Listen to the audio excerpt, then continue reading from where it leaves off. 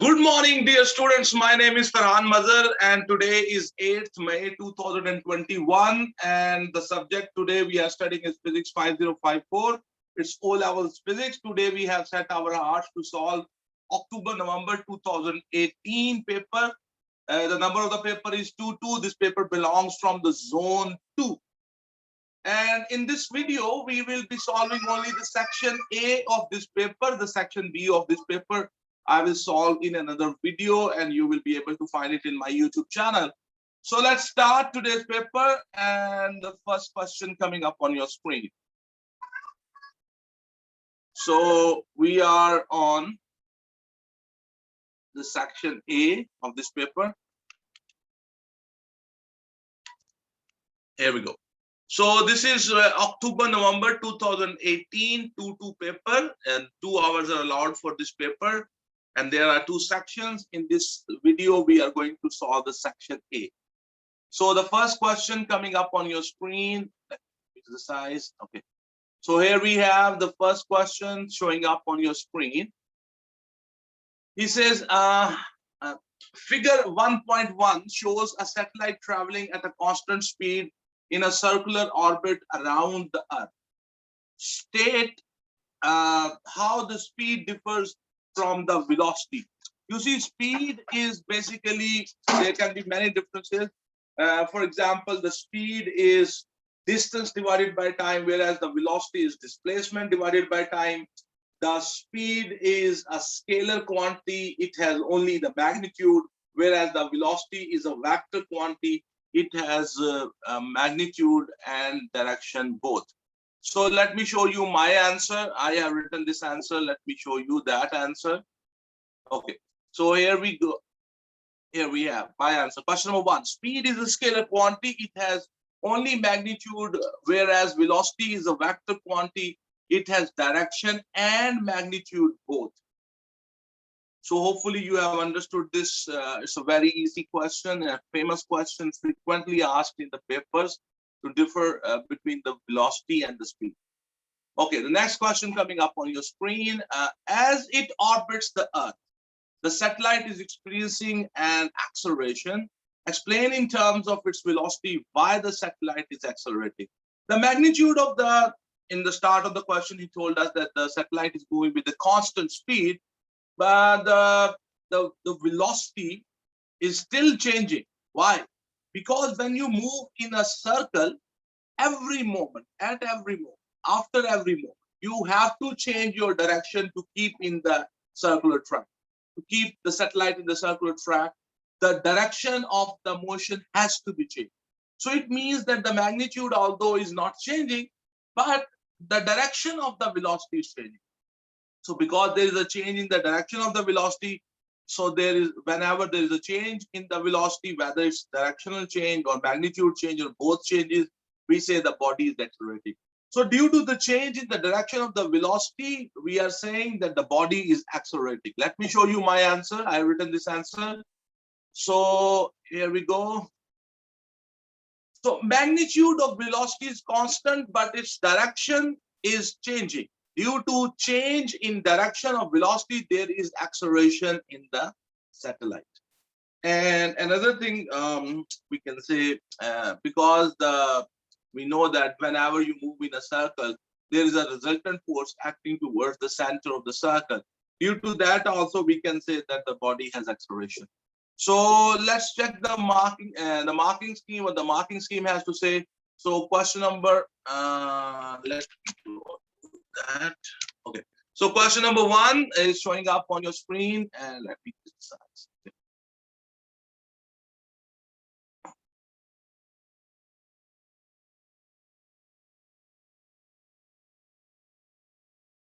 Its speed does not have a direction, is a scalar quantity. B part, first portion, direction of velocity changes as it moves around the Earth. Its velocity changes with time. This is an acceleration. Because with the time, the velocity is changing. So we will say it is accelerating. So I think that you will be able to write good answers of these 2 questions. Let's move to the next part. Okay. So the next question is on the figure 1.1. Draw an arrow starting on the satellite to show the direction of the satellite's acceleration. The acceleration of the satellite is towards the center of the Earth. I have done this. Let me show you. This is that part. So you have to draw with the red color. I have drawn an arrow which starts from the satellite and is towards the center of the Earth. And you can see by the arrowhead, I have shown the direction of the acceleration also. The direction of the acceleration is towards the center of the circle. Hopefully you have understood. Let's move to the next part. The next part is, as the satellite orbits the Earth, it experiences a force due to the gravitational attraction. State and explain whether this force does work on the satellite, and state whether the energy of the satellite is affected. You see, there are two questions he's asking.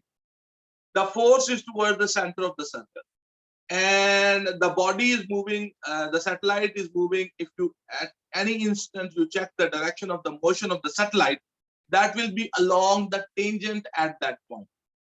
So the angle between the force and the motion is 90 degrees. So if the force applied and the direction of the motion, they are perpendicular to each other, the work done will be zero. So there is no work done by that, because the direction of the motion and the direction of the force, they are mutually perpendicular to each other.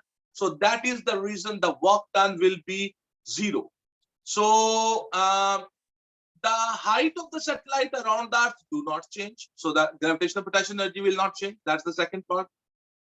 The speed is constant, so the kinetic energy is also not changing. So we can say that the energy of the satellite is not changing, that is constant. Let me show you my answer and then we will see. Okay, so question number 1 and its C part is coming up on your screen. Direction of motion of force are mutually, direction of motion and force are mutually perpendicular. So the work done by this force is zero. There is no change in magnitude of velocity and height of satellite. So the kinetic energy and the gravitational potential energy is constant. So there will be no change in the energy. So this is how you do this question. So we are done with the question number 1. So let's move to the next question, and the next question coming up on your screen is question number 2.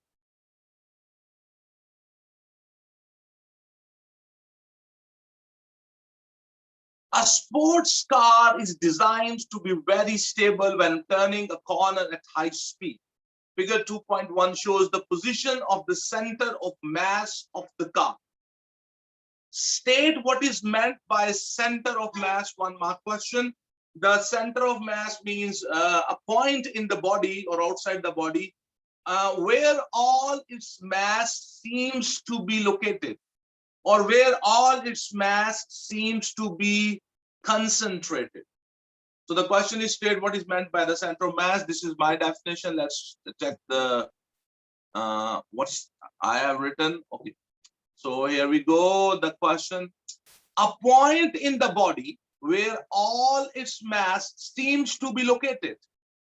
It's a 1 mark question. So let's check the marking scheme. So here we go. The marking scheme is showing up on your screen. So question number 1B, second part, arrow from the satellite towards the center of the Earth. And question number 1C part, no work done and force perpendicular to motion, no movement in direction of the force. Kinetic and gravitational potential energy remains constant, no effect. Question number 2A part, it says place where entire mass seems to be located. Place where all mass seems to be.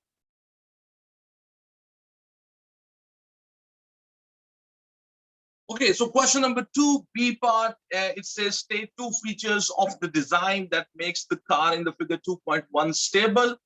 So to increase the stability of any object, the 1 point is that the center of the mass should be lower, the height of the center of the mass from the ground should be smaller. So that can be the 1 point. The other point is the base area of the car should be larger. In other words, I can say that the distance between the wheels should be larger. I mean, for example, the distance between the front wheels, or you can say the distance between the rear wheels, they should be larger. So the base area of the car is larger. Then the car will become more stable. These can be the two points. Let me show you my written answer. So here we go. It says larger distance between front wheels. The distance between the front wheels will be larger. That means the base area will be larger. Or lower center of mass. The center of mass should be lower. So these are the 2 points. And let me go to the next question. And he says the next question is okay. So let's read the next question and then see. Okay, so the next question coming up on your screen is this question. He says figure 2.2 shows an irregularly shaped piece of card. Describe how to determine the position of the center of mass of the piece of card. You may draw on the figure 2.2 or in the blank space. Describe how to determine the position of the center of mass of the piece of card. You may draw on the figure 2.2 or in the blank space. This is a 3-mark question, a very famous question. Let me reduce the size so you can see the whole question together. Okay, so this is the thing. So here we have the blank space. Here I can draw. I have done this. So for this purpose, we take a retort stand, we take a pin, and we drill 3 holes in different corners of this card, or you can say it lamina. And you will use the plumb line, and with 1 hole, I will hang it with the pin. And when the card will become stable, I will hang a thread which will be touching the pin. And then along that thread, I will draw a line on this card or on this lamina. Then I will hang this card with the second hole, and I will do the same process. Then with the third hole, I will do the same process. So where all those lines, all those 3 lines which I have drawn along the thread of the plumb line, where they intersect each other, that will be the center of the mass. Let me show you my written answer, and it's a very, very famous and frequently asked question. So here we go, there on your screen. Question number 2, C part. Drill 3 holes A, B, C in lamina as shown. Hang lamina from the hole A by a nail. Hold a plumb line as shown in the figure. Draw a line along thread of the plumb line on lamina. Repeat same process from hole B and C. Where the lines drawn intersect each other will be the center of the mass. A very, very famous question. I hope that you, and this is the diagram which you will draw. This is the retort stand, this is that the nail, or you can say pin, this is the plumb line, and this is that card or lamina. Hopefully you have understood. Let's check the marking scheme, what the marking scheme has to say. Okay, so question number 2. Suspend the lamina next to the plumb line mass on the string. This is 1 mark. Mark vertical line on lamina line along the string or plumb line, 1 mark. Repeat from another point and center of mass at intersection of the lines, 1 mark for this point. I think that our answer is very good. You can write your own answer, and the marking scheme is also showing up on your screen, and hopefully you can understand this. So this is question number 2, C part. So we are done with the question number 2. Let's go to the question number next. So the next question coming up on your screen is question number 3 is coming up on your screen. So here we go. Figure 3.1 shows a cylindrical copper kettle that contains cold water. The kettle is used to heat water, and there is an electric heater at the base. You can see here. Here we have an electric heater at the base. State and explain the advantage of heating the water from below. You see, when you heat from the bottom, and the convection currents can be set up in the water, and by the convection currents, and the heat will be distributed uniformly throughout the water, and it will take less time as compared to other methods of the heat distribution. So it's how much marks? It's a 2-mark question, and the question says the kettle is used to heat water, and there is an electric heater at the base. State and explain the advantage of heating the water from below. So why we will heat from below? Because this will set up the convection currents, and the heat will be distributed in less time and uniformly throughout the water. So let me show you my answer. I have written a little longer answer, but let's see what I have written. Okay. So here we go. The answer which I wrote: when heated from below, water at the bottom will become hot and less dense, and it will rise upward. Cold and dense water from top will sink downward, and setting up convection currents. This way, heat is distributed uniformly throughout the water, and it will take less time to distribute the heat in the water. So let's check the marking scheme. Very important question, 2 marks. And what the marking scheme says. The marking scheme says all the water is heated, or the water is mixed up, or water heated uniformly or distributes heats better. Heated water rises, or cold water sinks, or convection transfer thermal energy upwards. So that is why it's very important to heat from the bottom. So that was the question number 3A part. Let's move to the next question. Okay. As the water is heated, it expands. Explain in terms of the molecules why water expands when it is heated. So you see, when you will heat the water molecules will start moving faster. Their kinetic energy will increase, and they will push each other away.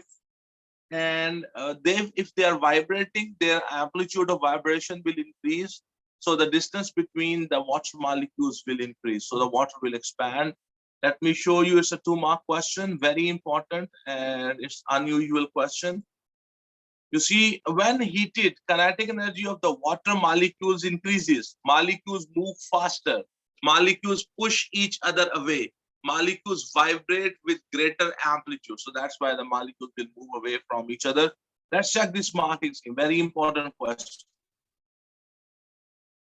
The marking scheme, question number 3, B, first part. Molecules move, vibrate faster, more kinetic energy. 1 mark for telling this. And molecules push each other apart, or molecules move apart, or space between the molecules increases, or vibrate with the greater amplitude.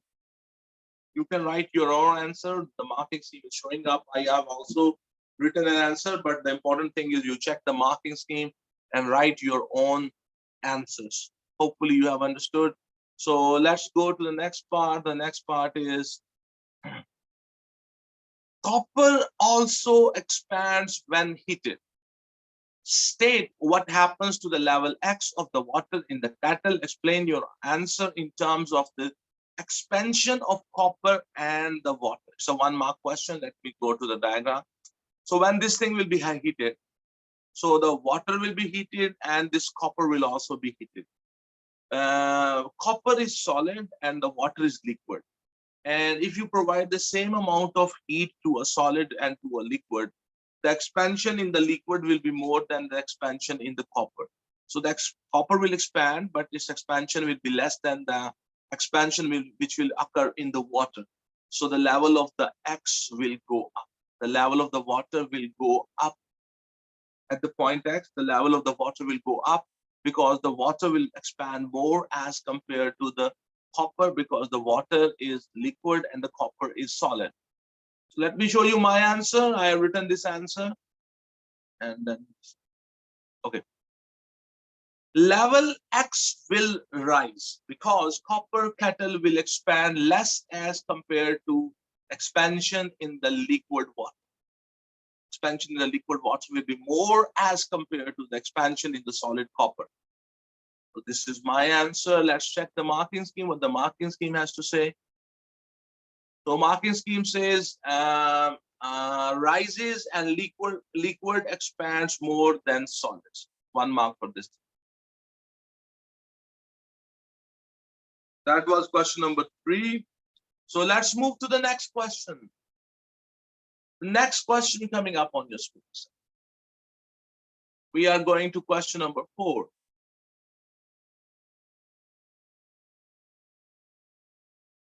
A house has several solar panels on the roof.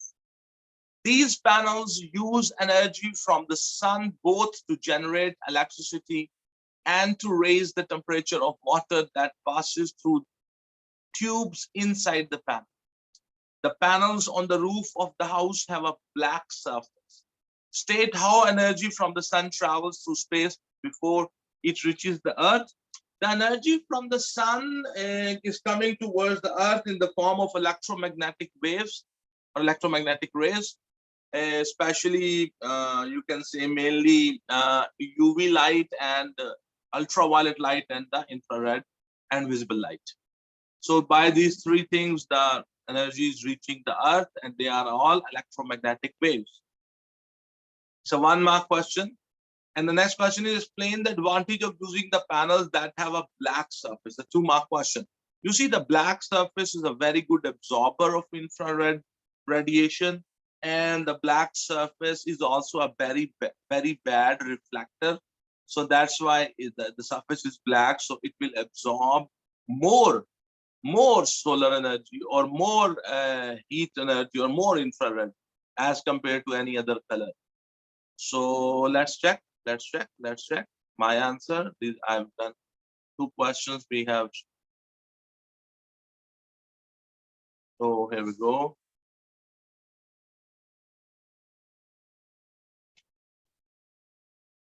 Energy from sun travel towards earth in the form of electromagnetic waves, infrared, ultraviolet, and visible light.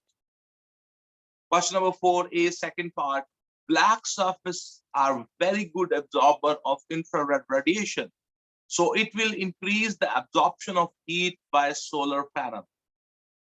So that's my answer. Why we are using the black color? Let's check from the marking scheme. What the marking scheme says. Okay, so question number 4. Radiation or infrared radiation, waves or light. Question number 4A, second part. It is a black surface with a good absorber, poor reflector of radiation. And 1 mark is for saying that more energy, power output, or more electricity produced. You use the black color. So that was question number 4, first part and second part. So let's go. Let's go to the next. We are done with these 2 questions. Okay. Now we have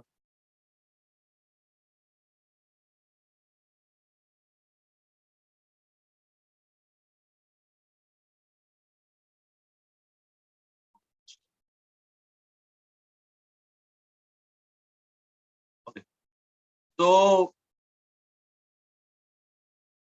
now we have this.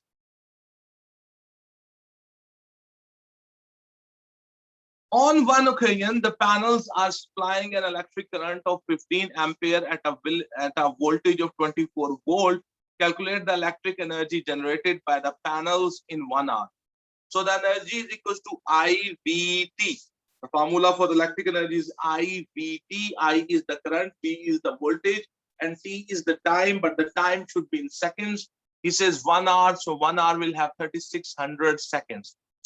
So simply write the formula, put the values, multiply them on a calculator and get the answer. I've done this on a paper. Let me show you my calculation. So here you can see energy is equals to IVT, 15 multiplied 24 multiplied 3600, because in 1 hour there are 3600 seconds. So my final answer will be 1.296 multiplied 10 raised to power 6 joules. So it will be 1.3 x per 6 joules. So that is question number 4B, first part. Hopefully you have understood. And we will check the values once we are done with this question. Okay, so the next question is next numerical. He says in the same time, 51 kg of the cold water is pumped through the panels. The temperature of the water increases from 16 to 45 degrees centigrade. The specific heat capacity of the water is 4200 joules per kg per degree centigrade.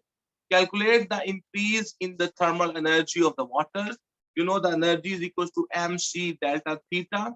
Energy is equal to mc delta theta. So the m value is 51 kg. The C specific heat capacity value is 4200 joules per kg per degree centigrade. And delta theta means that the change in the temperature. And the change in the temperature is 45 minus 16, which will be 29 degrees. So let's see how I have done this. Very simple and straightforward and a famous numerical where you have to calculate how much energy will be involved. Okay. So here we go. He says heat is equal to mc delta theta, 51 multiply 4200 multiply 29. So the final answer will be 6.2 x post 6 joules. 6.2 x post 6 joules. So that is question number 4, and it's B part, first part, and the second part. They were both for numericals. I hope you have understood. So let's check the marking scheme. I will check both the answers. So because to make sure they are good. Yeah, they are perfect. You can see here. Okay. So these answers are good.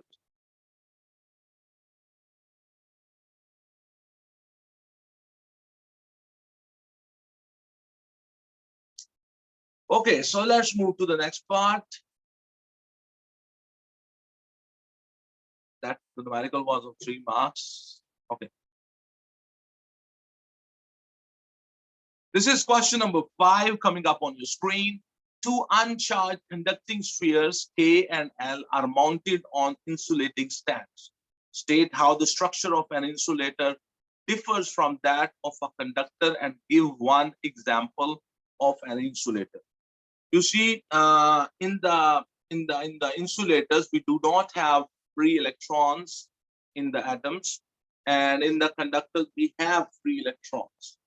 So that is the main difference, because the free electrons, when they are provided with the potential difference, they start moving. So in the direction of the electric, or in the direction of the opposite to the electric field. So that's the main difference. Let's check what I have written, and then we will see what the marking scheme is. Okay. So here we go. Insulators does not have free electrons, whereas conductors have free electrons in their orbits. He asked you in the question, give one example of the insulator. So plastic is an example of insulator. You can say rubber, you can say wood. And they are the good examples of the insulators. Okay, so let's move to the next part. And the next part coming up on your screen is, he says,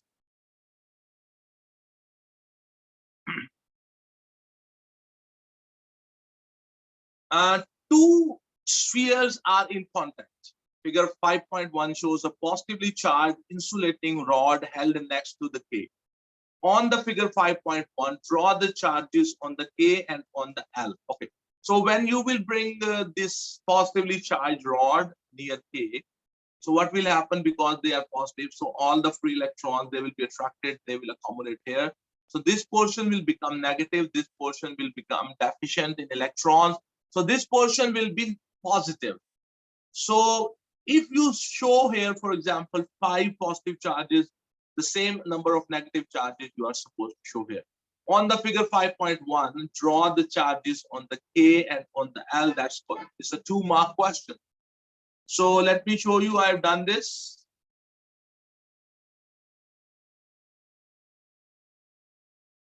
Okay. So you can see this diagram. That is that question number 5.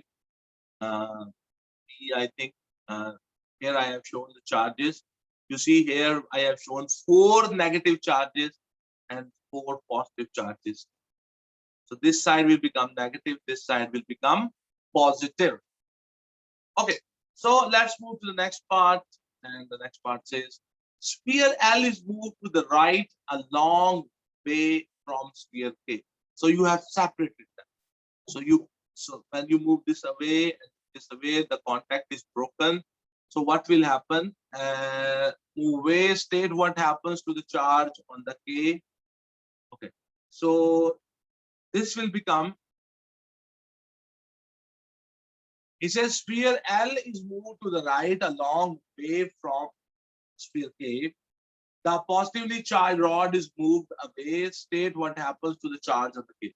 So first of all, you move this L away, and then you remove this. So then the K will have negative charge overall. There will be a negative charge on the K.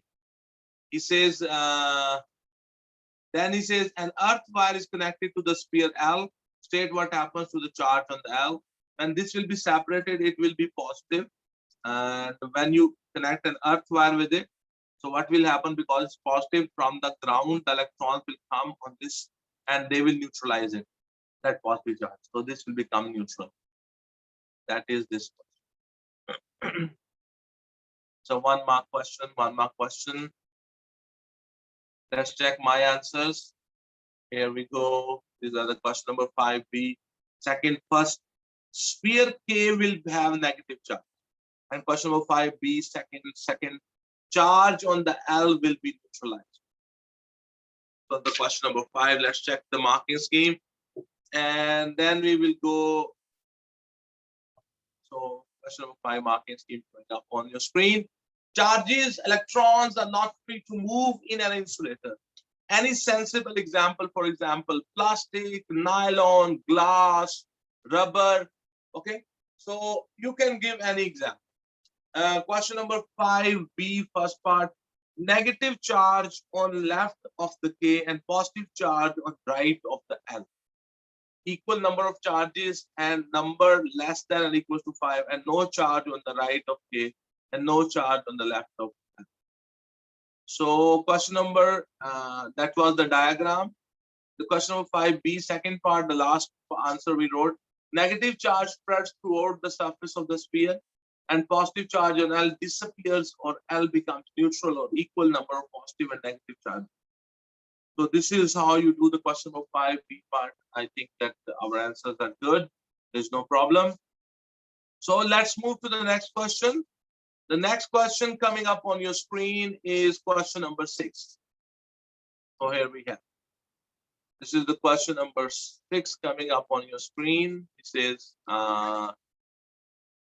figure 6.1 shows a radiation detector placed on a laboratory bench. The detector is switched on, and 6 readings of the count rate are recorded. The table in the figure 6.2 shows the readings obtained. So reading number 1 is 31, reading number 2, 36, reading number 3 is 29, and the reading number 4 is 32, reading number 5 is 31, and reading number 6 is 33.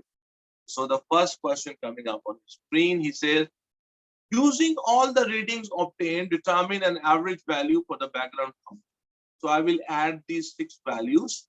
Whatever the answer I will get, I will divide it with the 6, and that will give me the average count. Okay, just add that. Let me show you my answer. I have done this.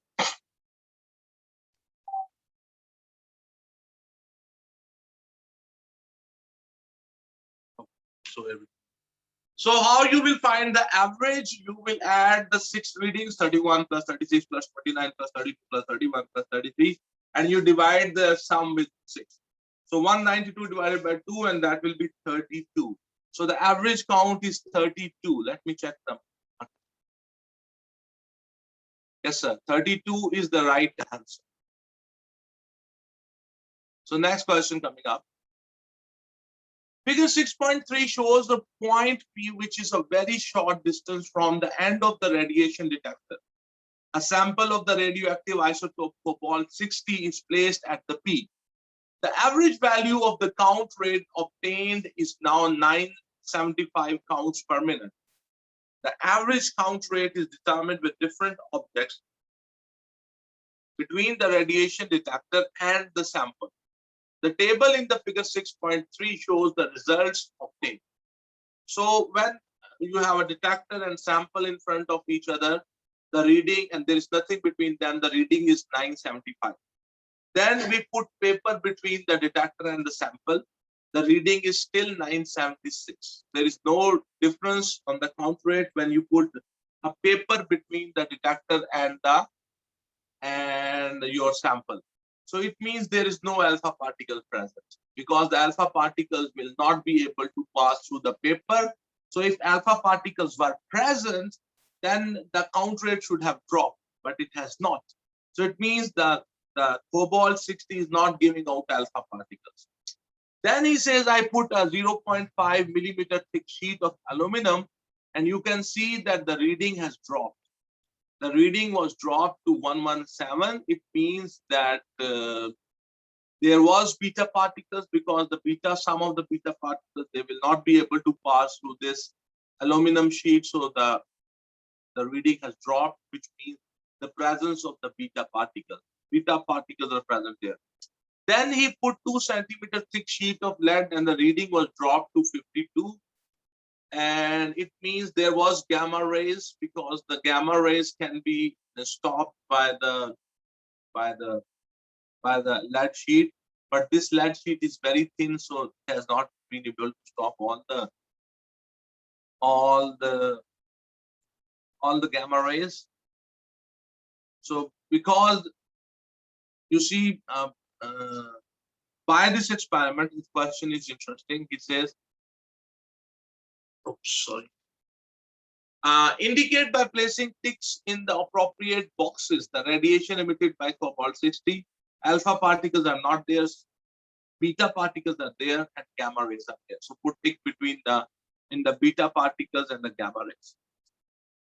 Next question is, the radiation is produced when a nucleus of the cobalt 60 decays into a nucleus of the daughter product X. Product X is not radioactive. Determine the number of protons in the nucleus of X and the number of neutrons in the nucleus of X. I have done this on a paper. Let me show you my answer. From there, you will be easily able to understand. Okay. So this is that question, beta particle and gamma rays. So cobalt give out a beta particle and gamma rays. So whenever a beta particle is given out, the proton number will increase by 1 and the mass number will not change. Whenever a gamma rays is given out, proton number will not change, and the mass number will also not change. So because a beta particle is given out, so the daughter atom will have 1 more proton, and the mass number or the nucleon number will still be the same. So their question is, how much are the proton numbers in the X? They are 28.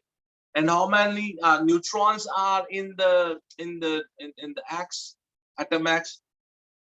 That will be 60 minus 28, that will be 32. So this is our answer.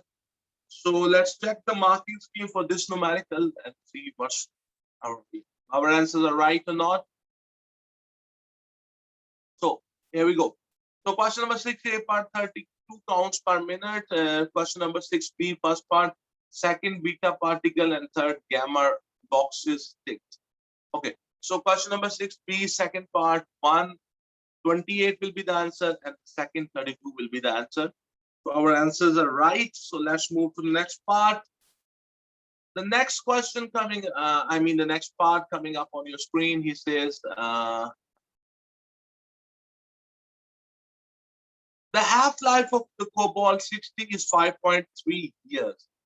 State what is meant by the half-life. Half-life is the average time duration in which a given sample, half of the given sample of radioactive isotope will decay. Very famous and frequently asked 2-number definition, and you should remember this word to word. It's a very famous and frequently asked definition. What is meant by the half-life? Average time duration. in which half of a radioactive isotope sample will decay. So that is my answers. Part. We will check the marking scheme later. Okay, next question. A very important question.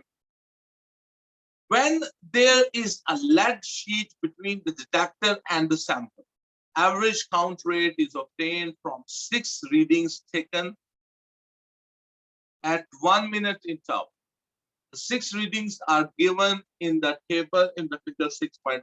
First reading is 61, the second reading is 46. The reading has dropped. And third reading is 43. And the fourth reading, now it has gone up to 56. The fifth reading is 49, again came down, and sixth reading is 57. There are reasons for suggesting that the variation in these readings is random and not because the number of cobalt 60 atoms in the sample is decreasing. State 2 of these readings. You see, these readings, they are not because of the cobalt 60 atoms decay. Why I am saying so? The reason is, these readings, if this is happening due to the cobalt decay, when the readings, the change in the reading is due to the decay of a radioactive sample, the count rate gradually decreases. But here you see the first reading is 61, the second reading is 46, third reading is 43, and the fourth reading is 56. So there are readings which are count rate readings which are more than the previous readings. The reading which came like on third second, the reading is 43, and the fourth second, the reading is 56. This is not possible.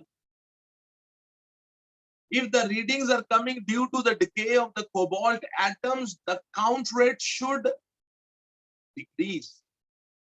Not decrease and then again suddenly increase, and then decrease and then increase. No, it's not happening. So this is not due to the decay of the reason might be anything, but from my table I can tell this is not due to the cobalt. Another reason can be, they have told in the question here somewhere on the top, he told the half-life of the cobalt is 5.3 years. 5.3 years. And you are taking observation for how long?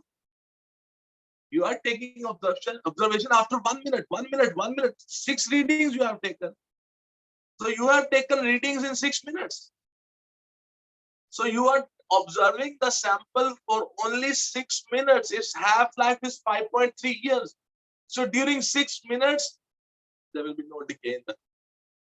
So these readings are not due to the cobalt atoms decaying, because you see in 6 minutes is very short time as compared to the half-life of the cobalt. Its half-life is 5.3 years. 6 minutes is very small duration, very short duration. So these are the 2 reasons. Let me show you my reasons. I have written this also, and then we'll check the marks. Okay. This question was not a straightforward question. Its wording is not easy to understand what they are actually asking. So average time duration in which half of a radioactive isotope sample will decay. That was the C first part. The second part is question number 6C. Second part, count rate in some readings is more than the previous reading. Count rate in some readings is more than the previous readings. That is the one reason. Observation is done only for 6 minutes. Half-life of this isotope is 5.3 years. So in 6 minutes, the substantial amount of atoms would not have decayed. There will be not enough decay happen in 6 minutes if the half-life is 5.3 years. So that is question number 6C, second part. So let's move to the next question, or first of all, let's the marking scheme. What the marking scheme has to say. So the marking scheme says average time taken for the count rate, number of nuclei and number of atoms to have. Some readings are bigger than those before. So the reading fluctuate. Half-life is 5.3 years too long or 5 to 6 minutes too short. So that is the question. And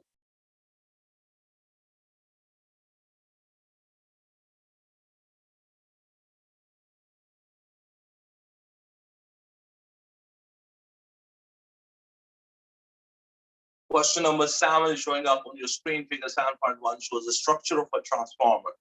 So here you can see we have a transformer. This is the iron core. On this side, I have the primary coil, and on this side, we have the secondary coil. In the primary coil, we provide ourselves the electric AC electric current, alternating current, and in the secondary coil, the alternating current is induced. So a lamp is connected to the secondary coil. Explain why the core of the transformer is made of iron. It's a 2-mark question. This question is why this core is made of iron, because the iron is a magnetic material and it's a soft magnetic material. It's easily to magnetize, it's easily to demagnetize. And the iron core will concentrate, you see, on the primary coil. When you provide it with the current, this primary coil becomes an electromagnet, and this iron core will concentrate all its magnetic lines in itself, like iron core, and it will make them pass through the secondary coil and come back.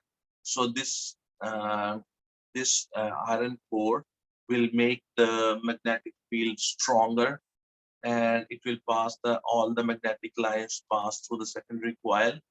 And plus the iron is a magnetic material, and it is easily to magnetize and it is easily to demagnetize. It's a soft magnetic material. Let me show you my answer. So here we go. Question number 7, first part.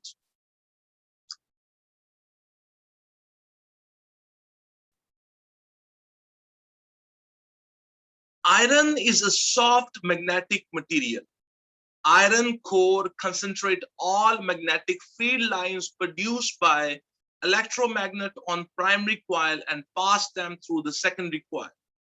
This makes magnetic field stronger. So the iron core makes the magnetic field stronger. That's why we are using the iron core.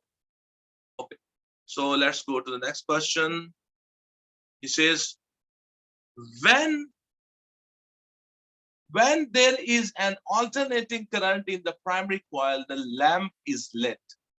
When there is a direct current, DC current, in the primary coil, the lamp is not lit. State 2 ways in which an alternating current differs from a direct current. You see, the alternating current, the direction of the current changes, it varies, but the DC current direction do not change. Second difference is the magnitude of the alternating current changes periodically, and the DC current is magnitude remains constant.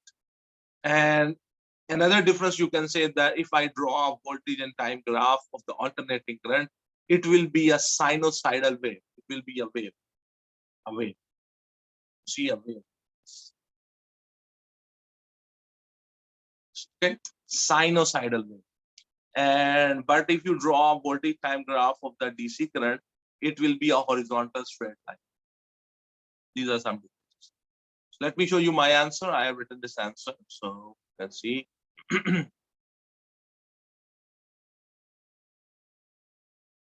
Direction of the AC changes periodically. Size of the AC also varies periodically. And these both things do not happen in the DC. Okay. So the next question coming up on the screen. So let's check the mark and see. First of all, question number 7A part, magnetic material, temporary soft magnetic material. AC changes direction or changes polarity, some from positive to negative continually. AC has varying size or is a sinusoidal. Sinusoidal is this. Goes up, goes down, then goes up, goes down. Sinusoidal. Like a sine wave. If you draw a graph of the sine theta, that is the graph of the sine theta, and that is called the sinusoidal wave. Okay, so the next question coming up on your screen is the last part. Explain why the lamp is not lit when there is a direct current in the primary coil. You see, if the current in the primary coil is DC current, direct current, then the electromagnet which will be formed here, its polarity will not be changing, its magnitude will not be changing. That there will be electromagnet, but its polarity will not change. It will be certain polarity, for example, north here, south here, and the magnetic flux which will be flowing, the magnetic flux will be there through the core. The magnetic flux will be flowing through the secondary coil, but that magnetic flux, that magnetic lines will not be changing, because when you provide the DC current in the primary coil, the magnetic flux which is passing through the secondary coil will become constant. It will not be changing. So no EMF will be induced in the secondary coil. So that's why the lamp will not lit. Let me show you my answer. So direct current in the primary coil induces electromagnet on the primary coil whose magnitude and polarity do not change. So the magnetic flux passing through secondary coil becomes constant. So no EMF is induced in the secondary coil, and that is the reason the lamp will not lit. Let me check the marking scheme. Magnetic field in the core secondary coil is not changing, remains constant, no electromagnetic induction. So no electromagnetic induction means no current will be induced. So this was the question number 7B, second part. And so my dear students, you can see that the section B will start. And so today we have done. Today, my dear students, we have done October, November 2018 2 paper. And this is a theory paper, and this belongs from the zone 2. And in this session today, today is 8th of May 2021. And we have done the section A of this paper in this week, in this session. Section B of this paper, I will do in another video. Hopefully this video is helpful to you. If these videos are helpful to you, kindly subscribe to my YouTube channel. Also share them on your Facebook. Also share them with your friends who are in the O levels or who are in the 10 Cambridge. Even share with them, so they beforehand they know from where they can find the help on physics and do the paper practice. So thank you very much, everybody, and have a good day and keep safe. May God keep you safe, because we have lockdown in Pakistan. Today is the first day of that complete lockdown. So stay at home and keep studying through this YouTube channel. Be safe. May God bless you.